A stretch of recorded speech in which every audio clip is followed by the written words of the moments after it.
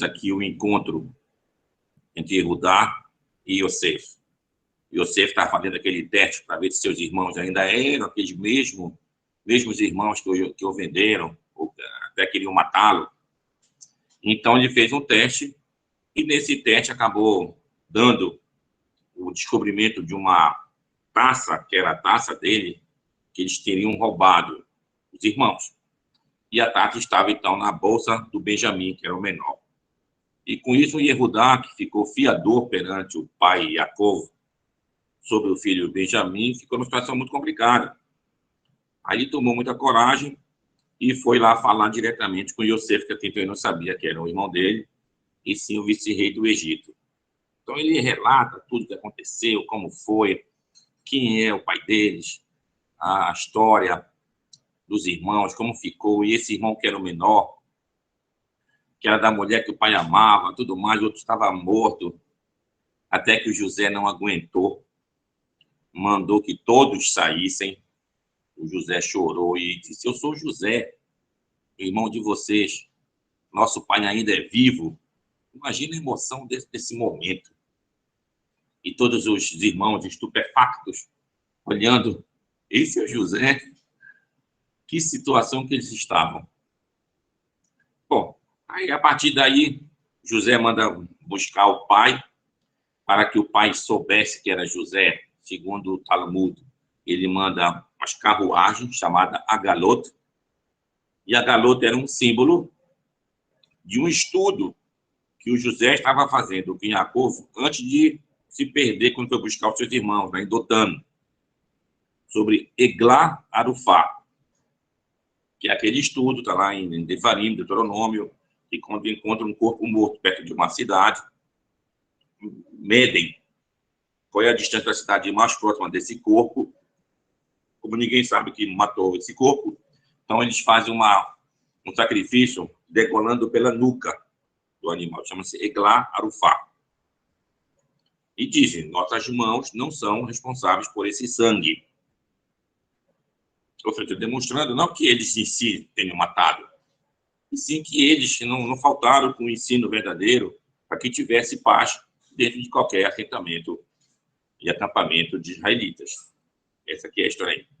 O pai reconhecia que de fato era o José, que eles não estavam mentindo para ele, que o José de fato estava vivo. Aí o Jacó toma aquele fôlego: não vou morrer antes de ver meu filho, o filho mais amado do Jacó. Até que o Jacó vem realmente para o Egito, vem com 70 almas, contando com ele, logicamente, e tem aquele feliz encontro com o filho dele, com José, e ele chega e estava até então com 130 anos, o Jacó. E o Jacó viveu até 147 anos. Então, ele permaneceu no Egito 17 anos. Aqui o Midrash comenta: assim como o Jacó cuidou do José por 17 anos, quando o José desapareceu, agora sim, o José vai cuidar do pai dele por 17 anos, dos 130 aos 147. Bom, e aí é avisada a casa do palácio do faraó, a chegada dos parentes de Yosef. José ensina seus irmãos a falarem com o faraó e dizer para ele que eles queriam uma terra que fosse uma terra de pasto, e assim, então, é dado, digamos assim, para os israelitas habitarem a terra de Goshen. A terra de Goshen ficaria entre o rio Nilo e a parte oriental, até perto de onde hoje seria o canal de Suez. Até então não era o canal de Suez, já era a entrada para o deserto, onde ficaria o povo de Israel. Então, nós saímos de lá, da terra de Goshen, e a gente entrou pelo deserto, então, rumo à terra de Canaã. Mas aqui a gente vê dois chefes do povo de Israel. Por um lado, o Yosef. Como a gente sabe aqui, o Yosef recebeu todas as honras que o pai teve, ele passou para Yosef. Yosef era o primogênito, Yosef deveria receber a realeza do povo de Israel, Yosef deveria receber o sacerdócio do povo de Israel, e a primogenitura também ficaria com Yosef. E, de fato, Yosef recebeu a primogenitura, como a gente sabe. O primogênito tem direito a quantas partes de uma herança? 2 partes. Ou seja, se um pai tem 2 filhos, esse pai falece, é dividida a herança em 3 partes, e 2 partes vai caber ao Bechor, ao primogênito. E o José recebeu. Tanto é que ficou com 2 filhos dele, com Efraim e Menashe, que receberam, então, a herança dessas 12 tribos. Então, eram 12. Mas José recebeu 2 partes. Ficariam 13. Quem foi outro que saiu? Levi. Levi não teve parte nessa herança das 12 tribos. Ele recebeu, sim, cidades e campos dentro dessas 12 tribos. Mas as porções da terra ficou dividida em 12 tribos, e José recebendo aí 2 porções, por Menashe e por Efraim. E Yehudá? Yehudá era um chefe natural, digamos assim, dos filhos de Jacó. Tanto é que quando José foi vendido, Yehudá baixou. O que quer dizer ali baixou? Baixou na sua moral. Foi viver justamente a um cananeu, chamado Hirá, era uma dulamita. Lá ele conheceu a filha Batshua, o cananeu Shua, se casou, teve filhos, Onan e Shelah. E ele, então, arranjou, digamos assim, uma mulher, uma noiva, para se casar com um filho mais velho, chamada Tamar. Ele que se casou e, pelos pecados próprios, morreu. E o Judá fez com que a viúva, a nora dele, viúva, se casasse com o irmão mais novo, chama-se a lei do levirato, e Bum, em hebraico. E assim ele casou o segundo, Onan. Quando Onan percebeu que os filhos seriam nombrados em nome do irmão falecido, ele jogava no chão. Aí morreu também. Aí foi dito, então, espera meu filho menor, terceiro, crescer, para cumprir contigo a lei do levirato. Quando o filho cresceu, Judá, com medo de ser uma viúva negra, acabou não dando. Aí o Judá ficou viúvo, e nesse caso, então, ele, ao sair para pastar o seu rebanho, a mulher, a Tamar, sabendo disso, tirou a roupa de viuvez dela, vestiu uma roupa, como diz o texto, de uma mulher rameira, ficou numa encruzilhada, sabendo que o Judá ia passar por lá. E o Judá confundiu com uma rameira. Foi ter com ela, não tinha como pagar, deixou um penhor, que era o anel dele, o cajado e o talete, o manto dele. Quando ele mandou pagar e pegar o penhor, o amigo dele, que era lá o adulamita, Hirá, procurou, não achou. E depois foi anunciado para ele que a nora dele tinha se promiscuído, estaria grávida, isso depois de 3 meses. Ela, não querendo humilhar o Judá, o que ela disse? O pai do filho é o dono desse anel, do cajado e do talete. E o Judá viu, então, que era dele. Aí ele disse, ela é mais justa do que eu. Ele falou publicamente. Mas aí o Judá tem que passar por toda essa situação. Bom, a partir daí, o Judá ainda continuou comandando, né, as tribos de Israel, digamos assim. Mas a pergunta é, por que Judá teve o mérito, ou tem o mérito, de comandar o povo de Israel? Está vendo aqui na história. Yehudá, primeiro da palavra, Lerodot, é a primeira palavra que a gente fala de manhã. Qual é? Odeia ani lefanefa. E a mulher diz, modá ani lefanefa. Então, esse verbo quer dizer agradecer. E agradecer no sentido de reconhecer. Então, Yehudá é aquele que reconhece os seus erros. Então, Yehudá, ao reconhecer seus erros, publicamente, ele teve o seu mérito elevado. Então, a realeza que viria depois de Yehudá teria essa característica. São aqueles reis que reconhecem seus erros, e não são reis absolutistas, que eles sabem que eles estão abaixo de Deus. Então, Yehudá, desde que a gente chegou na terra de Israel, que a gente viu semana passada aqui, sobre o primeiro capítulo de Juízes, livro de Juízes, depois da morte de Josué, perguntaram, então, no peitoral do sumo sacerdote, aquelas pedras preciosas, quem vai subir por nós agora? Aí lá vem Yehudá e a Ale. E a tribo de Judá é que vai tomar a frente, vai subir e combater pelo povo de Israel. Aí vem todas aquelas histórias relatadas no livro de Juízes, a história de Adonibeze, que a gente contou semana passada aqui também, aquele rei que tirava os polegares e o dedão dos pés dos seus inimigos, aqui fizeram com ele também. Bom, aí ficou as tribos, época dos juízes. Aí o juiz da tribo tal comandava, o juiz da outra tribo. Não tinha, assim, um chefe centralizador do povo de Israel. Até que depois de Shemuel, o povo sentiu a necessidade de ter um chefe para centralizar isso daqui. Então escolheram, com Shemuel, escolhe para nós, um rei. Aí Shemuel, a mando de Deus, Shemuel o profeta, a mando de Deus, disse, olha, eles não estão recusando, eles querem recusar a mim como o rei do povo de Israel, o próprio Deus. Bom, e dessa maneira Deus concordou, então Shemuel foi e escolheu, então, o Saul. Rei Saul, então, ficou como chefe do povo de Israel. Ele era da tribo de Benjamim. Depois de Saul, aquela mudança toda, não cumpriu com a obrigação, tudo mais. Bom, passou de Saul para Davi, da tribo de Judá. Até então, aí, então, estavam todas as 12 tribos sob o comando de Davi. E assim a gente viu a história, né, do Davi. A gente contou aqui também a história de Joab, que era o sobrinho dele, um general, conquistou muitas coisas para o povo de Israel. Foi a única vez que nós chegamos numa fronteira desde o rio do Egito até o rio Eufrates. Foi na época do rei Davi. Depois do rei Davi vem o rei Salomão. Ainda continuamos ainda com esse domínio da tribo de Judá, sobre as 12 tribos. Mas aí depois de Salomão, vem o filho dele chamado Rehavam, que chama em português de Roboão. Português. O Roboão era um filho mais novo. Quando assume o reinado, ele vai e conversa com as tribos, e as tribos dizem, olha, diminui os impostos que a gente pagava na época do teu pai, para que a gente tenha uma vida mais... Tudo bem, aí ele concordou. Mas quando ele volta, ele se aconselha com os seus amigos.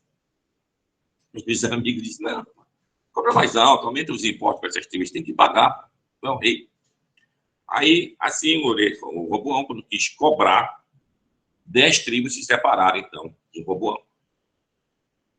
E escolheram quem? Alguém chamado Jeroboão, que é um nome parecido. Em português, Jeroboão. Esse, sim, era da tribo de Efraim. Então, daqui começa, então, a dissolução em 2 reinos. O reino de Judá, com a tribo de Benjamim, ficou sob o reinado da descendência de Davi, da casa de Davi. Já a parte do norte, que ficaram com 10 tribos, o primeiro foi da tribo de Efraim. E Efraim como se fosse uma tribo que mandava, digamos assim, nessas 10 tribos de Israel. Mas tiveram outros reis de outras tribos.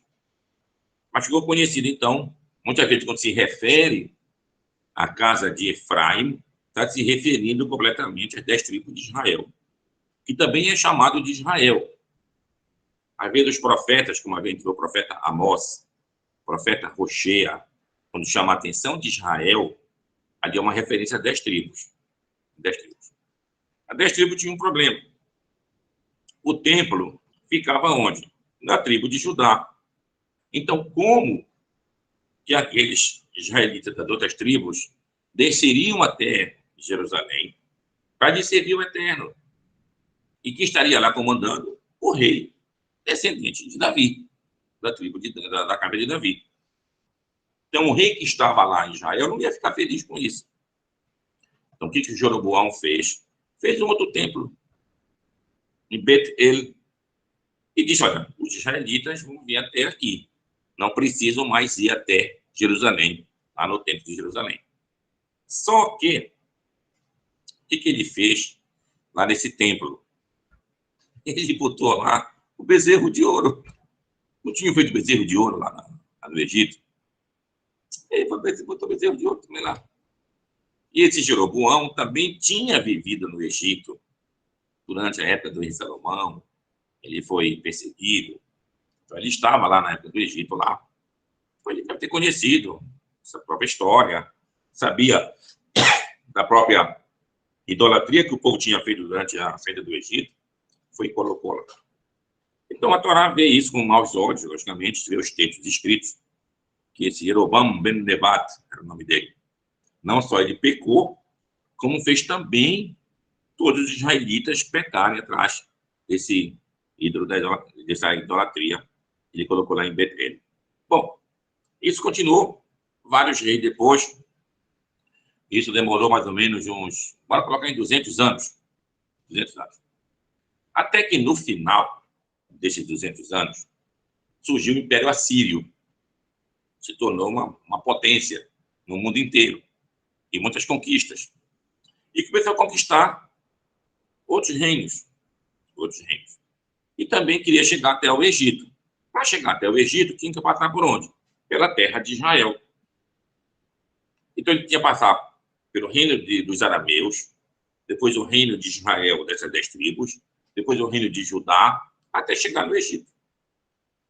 Então, os arameus, junto com o reino de Israel, queriam se unir com o reino de Judá para fazer uma aliança contra o Império Assírio. Mas o reino de Judá não quis compartilhar.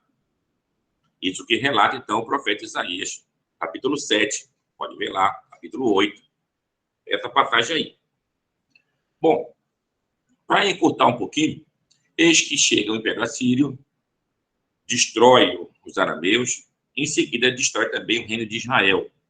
E essas 10 tribos são desterradas, são tiradas da terra de Israel, são levadas para a Torá dar os lugares que eles foram habitar. Cuta, Habor, Lahlar, dá o nome desses lugares lá. E essas 10 tribos, vi uma pergunta, eles voltariam?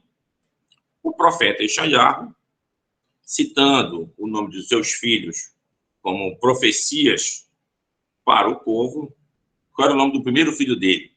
Shear e Yashuv, como está escrito no capítulo 7. O que quer dizer Shear e Yashuv? Um resto voltará. Porque ele estava profetizando que dessas 10 tribos, um resto voltaria.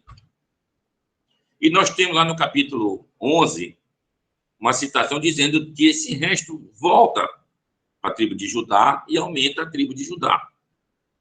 Ou seja, um resto das 10 tribos volta.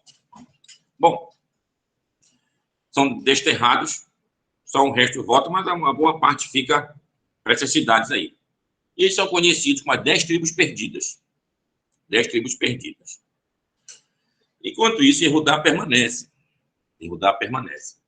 Até que depois de mais de 200 anos, também chega, na época do Império Babilônico, essa sorte ruim para a tribo de Judá. O templo é destruído primeiro, e o povo também é desterrado. A tribo de Judá é desterrada e vai ficar na Babilônia. Na Babilônia. Bom, é aqui que a gente tem, então, 2 profetas importantes. O profeta Obadiah, leem lá, profeta Obadiah, capítulo 1, versículo 18. Lá tem uma profecia. Lá está dizendo para nós que Bet Yaakov será como fogo, a casa de Jacó. Bet Yosef, a casa de José, uma labareda. E Bet Esav, como palha, que vai ser totalmente queimado. Em Obadiah. Depois nós temos, já na Babilônia, o profeta Ezequiel, no capítulo 37. Também dele, uma lida lá. Nesse capítulo 37, se fala sobre a ressurreição dos mortos, que os mortos vão voltar a viver, primeira parte do capítulo, e depois fala da nossa volta para a terra de Israel.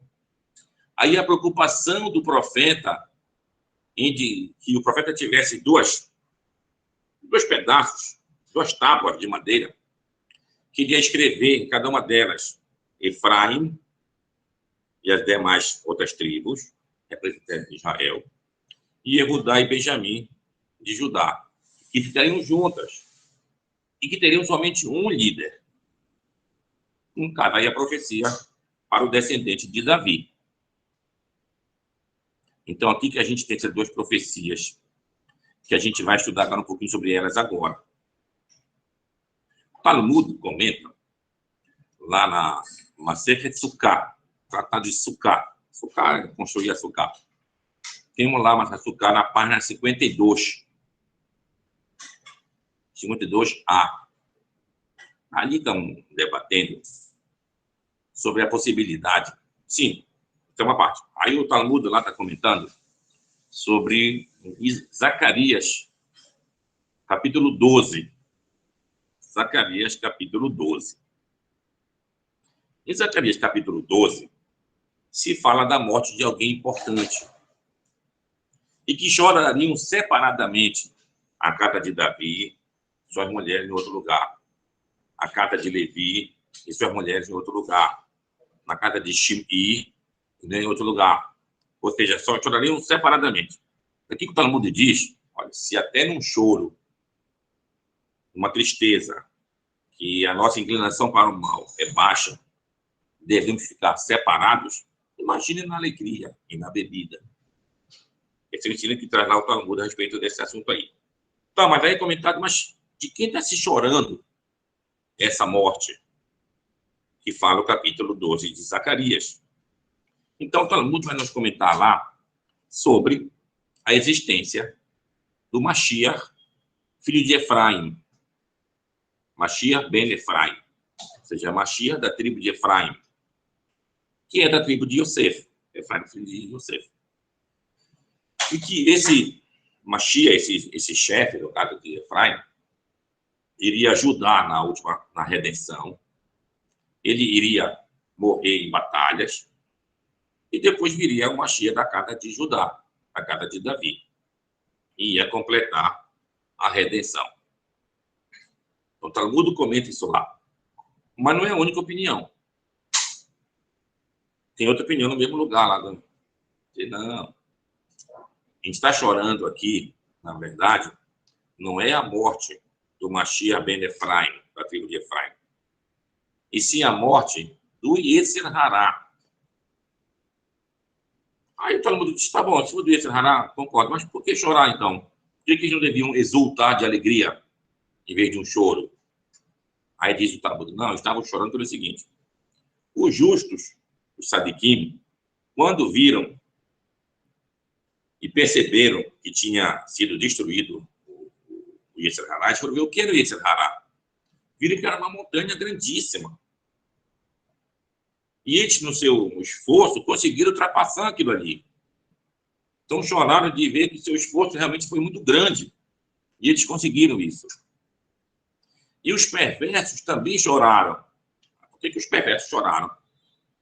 Porque os perversos viram que o Yetzer Hará é como se fosse uma linha fina, igual um fio de cabelo. Uma coisa facílima. E eles não conseguiram ultrapassar aquilo ali.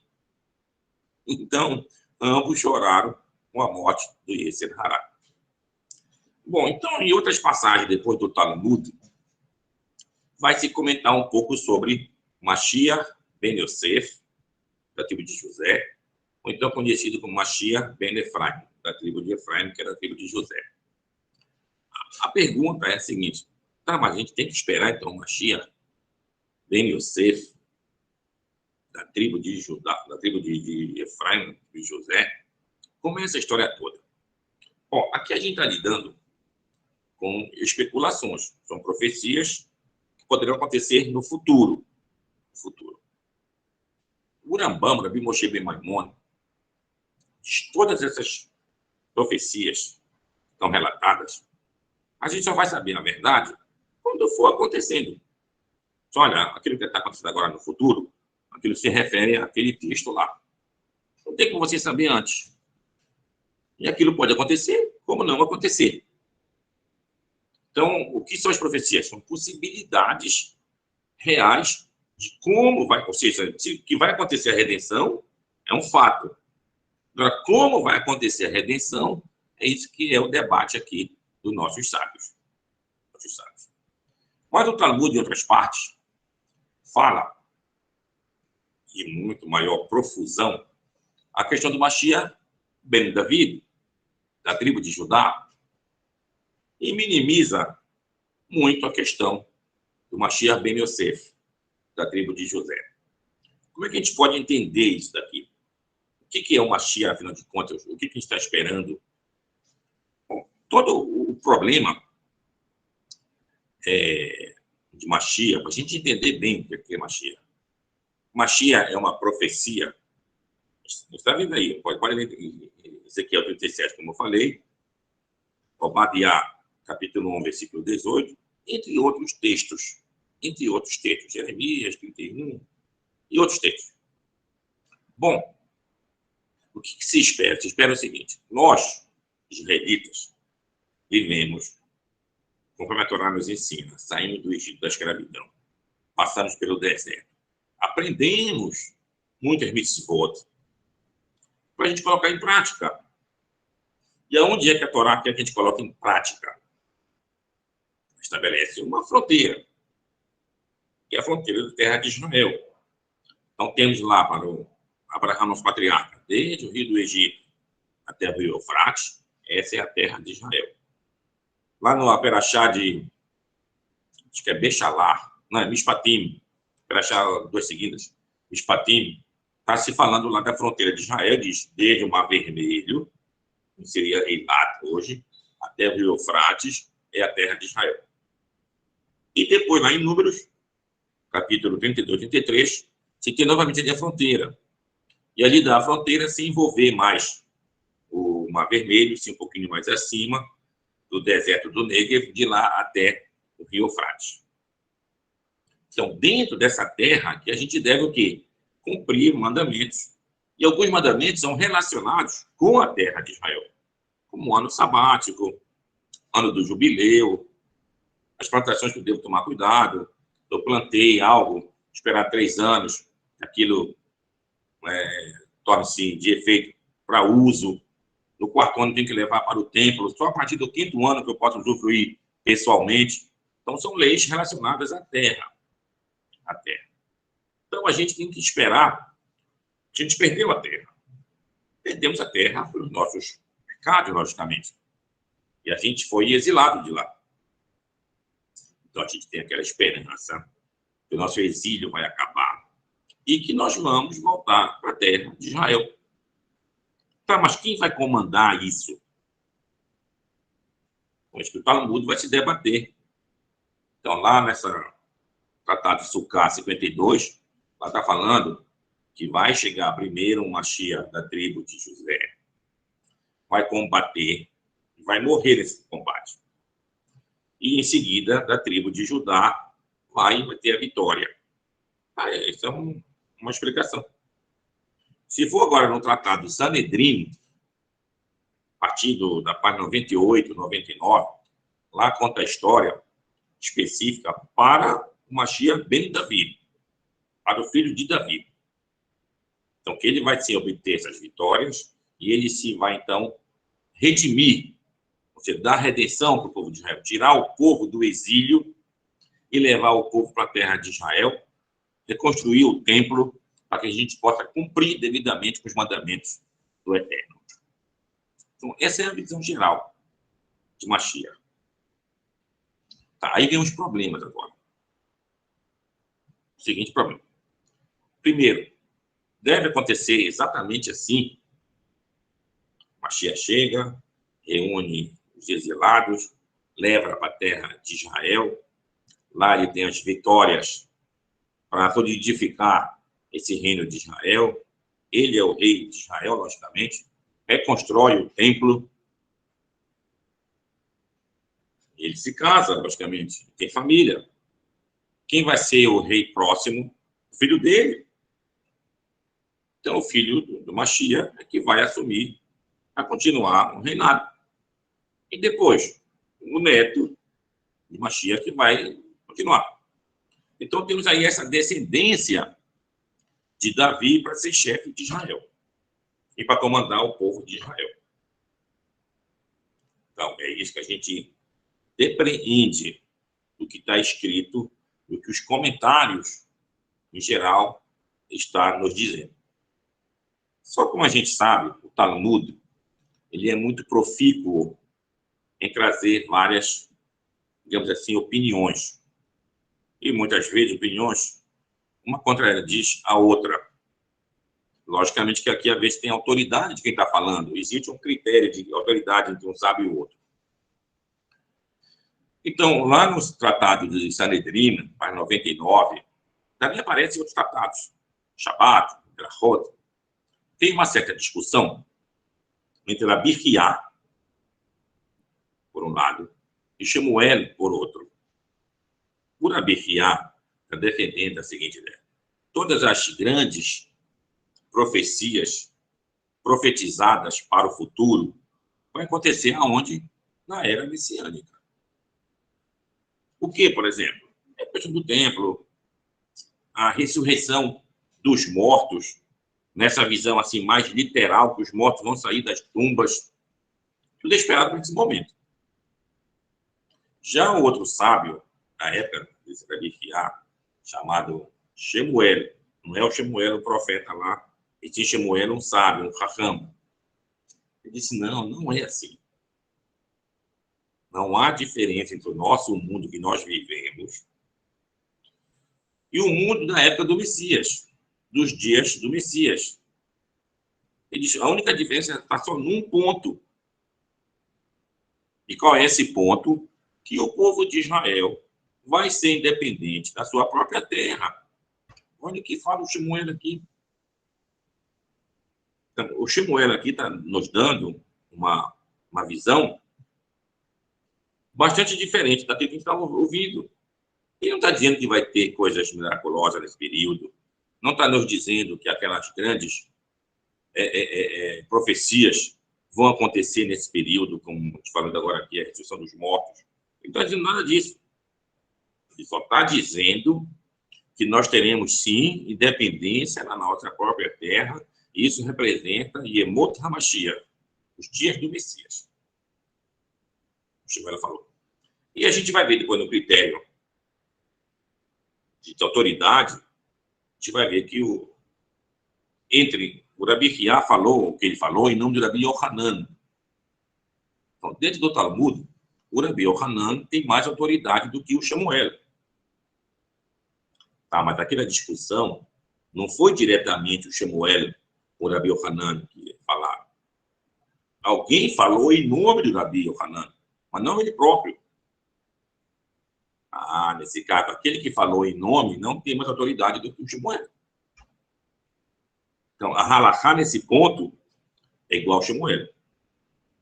Então, isso que o Rambam, mais adiante, o Rambam que eu digo é o Rabi Moshe Ben Maimon, que vai compilar as halachot.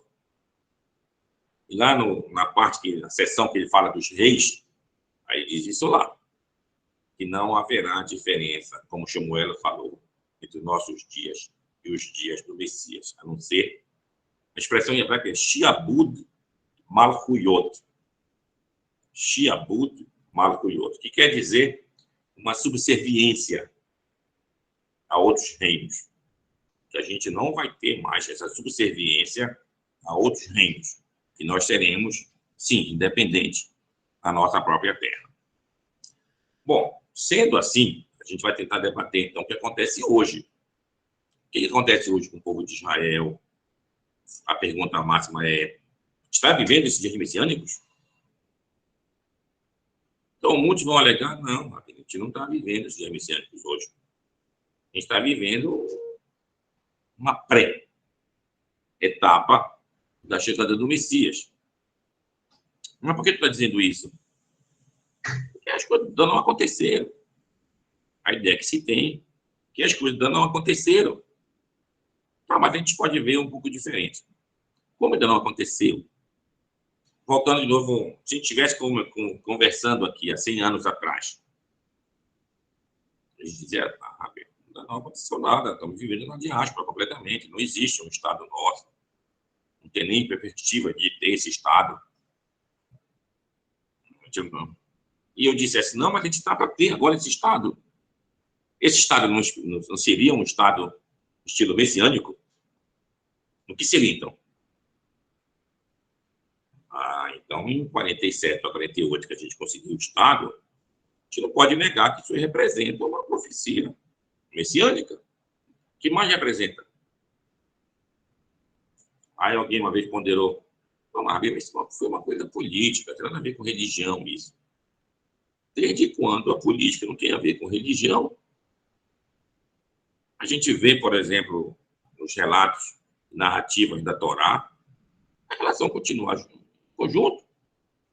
Abraão queria enterrar Sara, e foi e comprou, politicamente falando, lá dos donos da caverna de Marpelá, que pertencia aos hititas. Os hititas diziam, não, você é um príncipe, você é um chefe entre nós, cara. É um chefe de Deus entre nós. Ou seja, reconhecendo o Abraão como foi levada politicamente. E a gente vai ver outros e outros fatos. O próprio fato do rei Salomão ter se casado com a filha de quem? Do faraó da época. Por que o Salomão ia se casar com a filha do faraó? Política. Por quê? Ter bom relacionamento com o Egito. Estou em paz com o Egito. O Egito está lá, eu estou aqui, ninguém vai ter problema. E aí a gente percebeu que, nessa época, o povo de Israel ficou no seu ápice. Então, é ligado, sim, à política. A gente lê o livro do profeta Ageu. Temos o profeta Zacarias, que é da época do retorno da Babilônia. Quem nos concedeu esse retorno da Babilônia? Ciro, rei da Pérsia. Foi político? Foi uma coisa política. Na política do rei Ciro, ele não oprimia os povos que ele conquistava. Ao contrário, dizia, não, mantenham suas tradições, mantenham suas religiões, rezem por mim em vossos templos. E assim ele fez com o povo de Israel. E pagou para que a gente reconstruísse o templo. Então, política. Então, nos dias de hoje, a gente está vivendo exatamente isso. Essa política que acaba trabalhando, e não pode ser diferente, em prol de profecias. Mas quem fez a terra de Israel eram judeus laicos. Judeus laicos que, ao fugir da Europa antissemita, eram judeus, inclusive, de ideias de esquerda, do socialismo, ou até do comunismo, que é mais radical. Como eles foram excluídos desse socialismo e comunismo em seus países de origem, antiga União Soviética e outros lugares. E agora, já falei isso aonde? Vamos para a terra de Israel. E eles foram trabalhar naqueles pântanos para prosperar a terra, para fertilizar a terra, um trabalho medonho. Fizeram cooperativas, fizeram de fato essa ideia de comunismo realmente dar certo. E assim o Estado, quando surgiu em 48, ele só tinha a sua pujança através desses kibbutzim, que trabalhavam realmente a terra e davam sustento aos seus membros. E lá não tinha o quê? O defeito humano de ditaduras e daqueles que queriam se aproveitar de uma ideia dessa para tomar conta do mundo. Como fizeram vários outros. Stalin, União Soviética, Hitler, com seu Partido dos Trabalhadores Socialista na Alemanha, Mussolini, com seu fascismo na Itália, e outros, e outros, e outros. Israel não. Temos que ter, de fato, uma liberdade plena para todo mundo. Aqui no kibbutz a gente tem umas certas regras. Eu vivi num kibbutz por 6 meses. É uma regra de todo mundo é trabalhador. Todo mundo é chefe. Logicamente tem que ter uma mente dividindo trabalhos. Mas isso é a cada 2 anos, se muda. Inclusive aquele que virou chefe. Ele tem que organizar, para trabalhar hoje lá na colheita da maçã, a colheita da uva, trabalhar na fábrica e tal. Tá certo. Vai trabalhar na cozinha, vai trabalhar no refeitório. São divisões internas. E isso deu certo lá. Então, o país, quando surgiu em 48, para absorver os vários israelitas, vários judeus que vieram de todas as partes do mundo, tanto da parte do Oriente como da parte do Ocidente, o kibbutz foi um papel fundamental no recebimento e absorção desses imigrantes. Lá te encontrava casa, lá tu tinha comida, lá tu tinha educação dos filhos. Então tinha essa perfeição. O que aconteceu com o kibbutz, que acontece em qualquer sociedade humana, os jovens, na flor dos seus hormônios, 18 anos, 19, 20 anos, acha pequeno o espaço. Então ele quer sair pelo mundo. Então muitos saiu pelo mundo, logicamente, muitos que eu digo até em próprio Israel, e não voltavam para o kibbutz. E outros voltavam. Então, essa crise foi aumentando, na década de 70, 80, a questão do consumo, do consumismo foi tomando conta do mundo inteiro e em Israel também. Mas o ponto central aqui é a perfeição da ideia.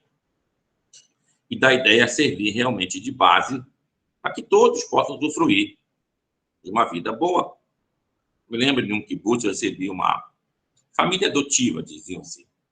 Uma família que falava a própria língua, o marido da senhora lá falava espanhol e a mulher falava português. Aí, então, o que acontecia? Se eu tivesse alguma necessidade pessoal, que eu tivesse que explicar algo, então eu ia a essa família e a família me ajudaria de alguma maneira lá. A gente comia no refeitório, mas quando fosse sábado de tarde, na Seudá Xerixit, cada um ia comer na sua própria casa. Então, ia para a casa dessa família lá, a gente conversava, não sei o que, tudo mais. Então, a gente vê aqui a perfeição para você absorver esses imigrantes novos e dar a real possibilidade de se estabelecer no país e não virar mendigo, virar alguém de uma classe bem baixa numa sociedade. Então, o povo de Israel prosperou. E aí continua a pergunta, tá, mas é uma redenção? Vai dizer que é uma redenção, lógico que é uma redenção. Tu acha que é o quê se não é isso? Tá, mas se é uma redenção, aqui que vem uma pergunta básica, teológica, para o judaísmo e para os judeus. Ora, quem vai trazer a redenção para nós? Que a gente fala isso, durante séculos falamos isso. O Messias. Quem vai trazer a redenção para nós? Mashiach.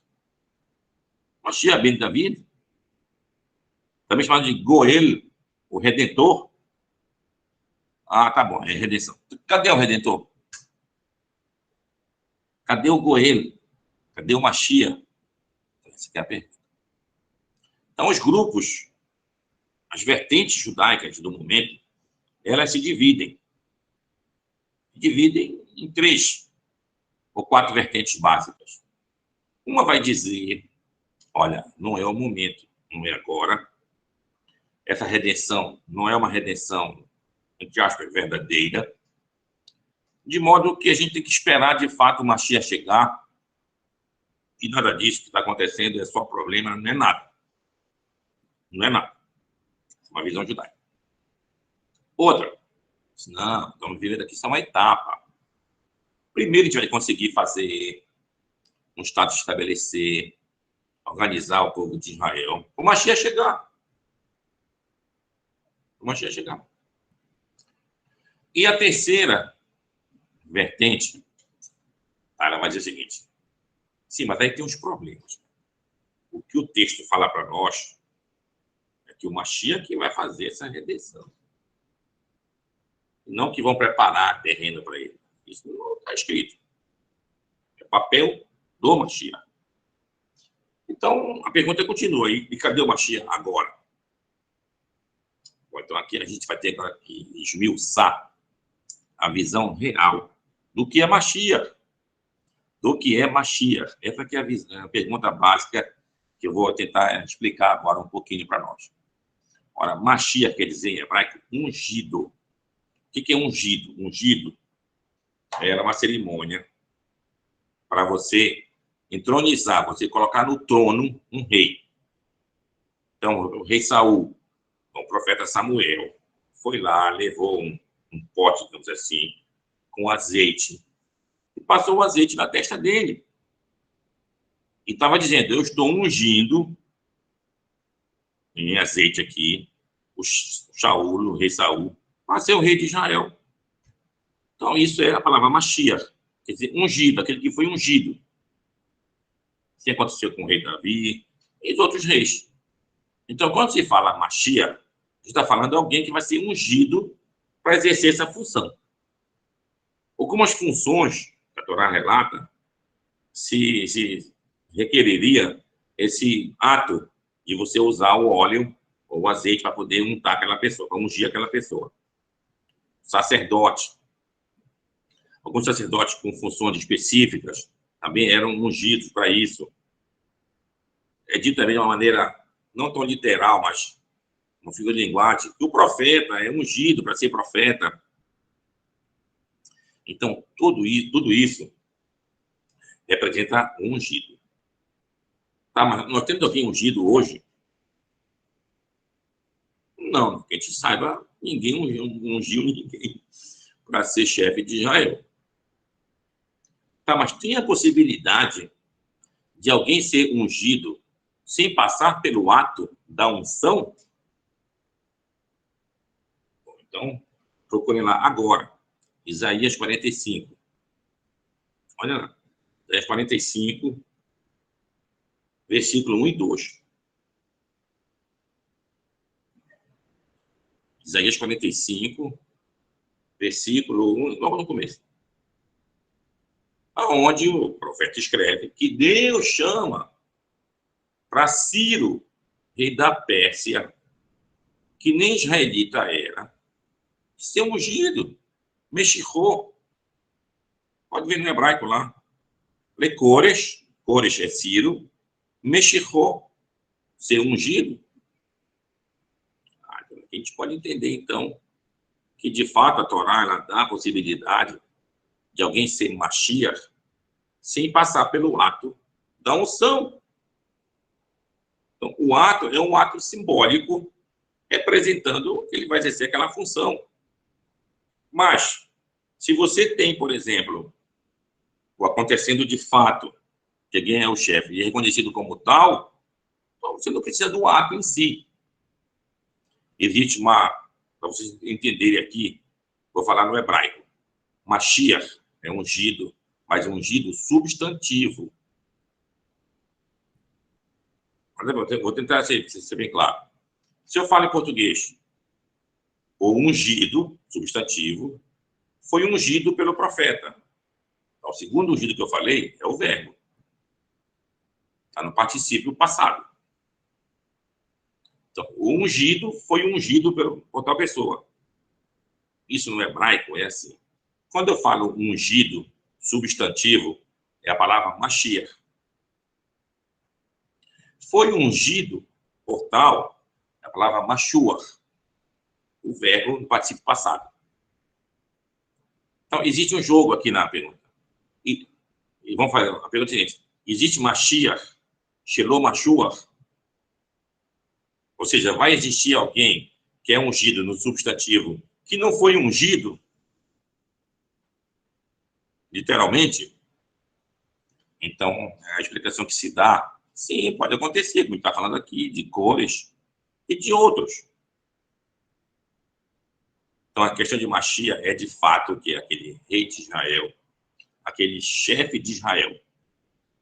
Bom, aqui a gente vai se utilizar também, novamente, peguem lá agora, Ezequiel 37, versículo, acho que é 24 ou é 25, deixa eu confirmar aqui, Ezequiel 37.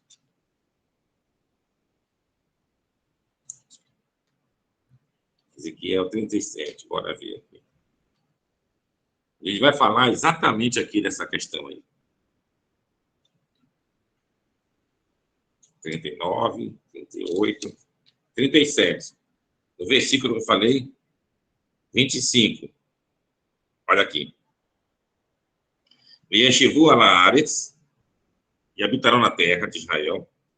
Asher Natati, Leavdila e Jacob, na qual eu dei para o meu servo Jacob. Asher Yeshivu bar Aboterhem, na qual habitaram vossos pais. Yeshivu aleha, e vocês vão se assentar sobre ela. Rema, ele e seus filhos, Vnei Benehem, e os filhos de seus filhos, Ad, Olam, para sempre. Vê David, Avdi, e Davi, o meu servo, nasci, Lahem, Leolam. Vai ser um nasci para eles, para sempre. Vai ser o que está aí no texto escrito. Agora, procure saber o que é nasci. O que é nasci? Nasci quer dizer, pode botar no Google, nasci em hebraico, se usa para presidente. Eu digo, nasci Beit Knesset, presidente da sinagoga. Nasci Vaad Hakerilá, presidente da comunidade e tal, centro israelita, o que for. Nasci quer dizer aquele que está acima, aquele que está acima no poder. Então é nasci. Então a gente vê aqui que no profeta Ezequiel, ele vislumbra assim a possibilidade do chefe ser um nasci. E quando a gente for ler o próprio Ezequiel, ele fala, acho que é no 44, sobre a construção do templo, as 12 portas para cada uma das tribos, tem uma porta especial para o nasci. Para o nasci, para o chefe de Israel. Então, o chefe de Israel, ele está nessa figura aqui de Davi. E o texto fala, David Avdi, e Davi, meu servo. A pergunta é, o Davi, propriamente dito, é ele mesmo? Ou é o descendente dele? Aqui está entendendo claramente que não é o Davi, propriamente dito. O descendente dele, que vai ser chefe de Israel. Então, o que se espera da questão de Mashiach, aquele que venha governar sobre o povo de Israel, sendo descendente da casa de Davi? E o que é governar? Governar é você ter um país. É você ser chefe do exército, chefe supremo do exército, tem um exército na sua mão. Agora você tem uma redenção. Então, o que nós temos hoje representa exatamente o que o Shemuel, aquele sábio, falou lá. A gente não vai ter diferença entre nossos dias, a não ser nesse ponto que a gente vai ser independente. Outra pergunta, tá, mas a gente é independente? Muitos perguntam. A gente não tem que ter o aval dos Estados Unidos? Mas isso não influencia dentro de Israel. As leis próprias de Israel, a gente comanda lá. O Estado decide, por exemplo, vai ser feriado agora Yom Ha'atzmaut. Vai ter que ter aval dos Estados Unidos? Shabat é feriado. Aval? Também não. Então, a gente, de fato, tem uma independência total lá. E, como qualquer país, ele tem forças internas lutando. Uns querem uma religiosidade extremada. Outros não querem nenhum tipo de religiosidade. Outros conseguem entender o mundo no equilíbrio. Não, temos que ter as coisas particulares nossas e coisas que fazem parte da humanidade. Não tem por que ser diferente. Nem por nós, judeus, que viemos da Espanha e Portugal, descemos para o Marrocos, vou falar dessa parte aí. Tivemos uma vida, digamos assim, sem muito problema com extremos. Nunca fomos pessoas extremadas. A gente eram pessoas religiosas, mas de entender que não era. Numa família, por exemplo, ia ver aquele irmão, era mais assíduo na esnoga. O outro irmão dele era menos. Mas quando chegava na sinagoga, era uma festa. A gente não tinha esse tipo de problema. No mundo Ashkenazi, não, lá eles tiveram um fenômeno de divisão interna. Aqueles que eram bastante rigorosos faziam parte de um grupo. E tiveram aqueles que eram contra esse rigor, fizeram parte de outro grupo. E eles se dividiram.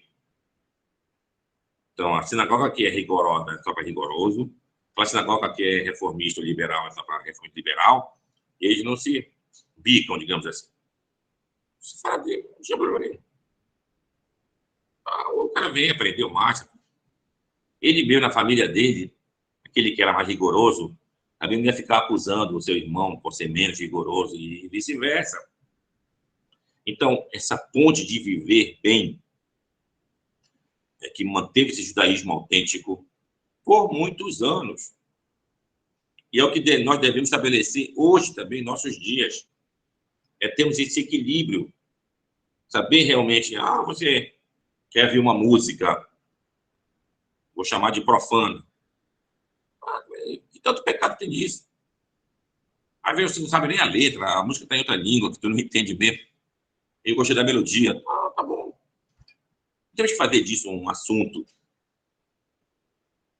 e proibir, não só pode dizer, ouvir, essa música não foi essa do carro. Não, isso não existe. Isso não existe. Então, nós vivemos realmente um mundo globalizado e eu tenho minha particularidade. Shabbat, vou para as 9. Minha comida, eu me preocupo com aquilo que é permitido, aquilo que é proibido. As orações, eu faço ao eterno. Boto meu tefilino, meu talito. Tem vezes usar na minha porta. Exatamente. Então, eu tenho que judaizar a minha vida pessoal primeiro e depois ver isso no coletivo, ajudar o coletivo. Então, nós temos hoje em Israel esse chefe de Israel que está no papel de Mashiach e no Mashuach. Vai chegar alguém mais importante do que ele? Vou botar agora isso aqui na possibilidade, sim, por que não?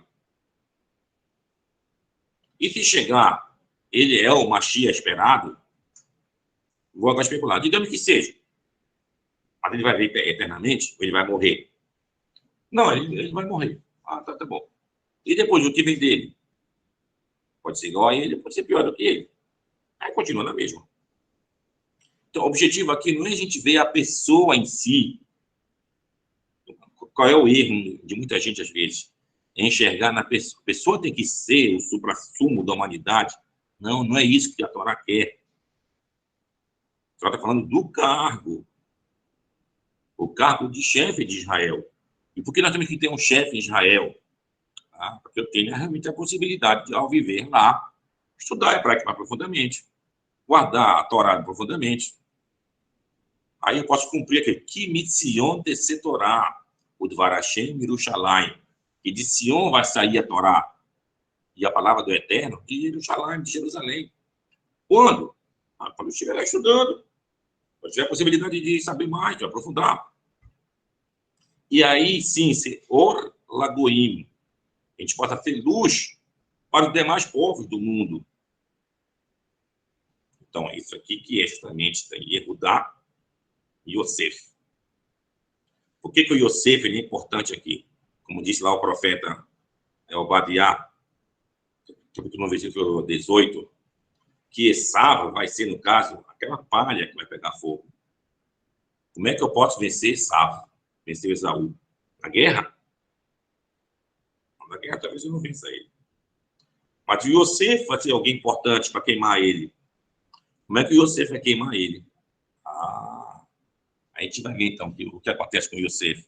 Yosef é aquele que venceu os seus instintos, venceu o seu Yetzer Hará. Quando ele estava naquela situação lá, que ele era o mordomo da casa de Potifar, quando a mulher, não se fala em português, deu em cima dele, e ele conseguiu recusar, isso é uma tarefa difícil. O que disse lá em Sucá, lá, isso é um monstro, é uma montanha. Ele conseguiu passar por cima disso. Vencer seu Yetzer Hará. Então, nós temos que vencer nosso Yetzer Hará, que a gente está vencendo o Esaú.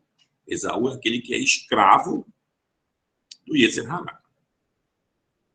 Faz tudo pela impulsividade, faz tudo pela espada, pelo domínio, pela satisfação dos seus desejos. Esse é o Esaú.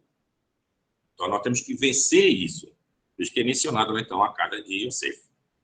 Então, que Deus possa nos abençoar, nos conceder a sua bênção, solidificar a nossa redenção, sabemos que estamos vivendo realmente essa Yemot HaMashiach, essa era messiânica. Nós temos o nosso Estado, defender o nosso Estado enquanto a gente puder, com o nosso esforço, com o nosso dinheiro, o que a gente puder. Aquele Estado ficar lá. A gente sabe a dificuldade que aquilo existe. Mas, como diz o Talmud, 3 coisas se conseguem com dificuldade. O Estado de Israel, terra de Israel, estudo de Torá e Olam Abá. Deus abençoe todos nós, digamos todos. Amém.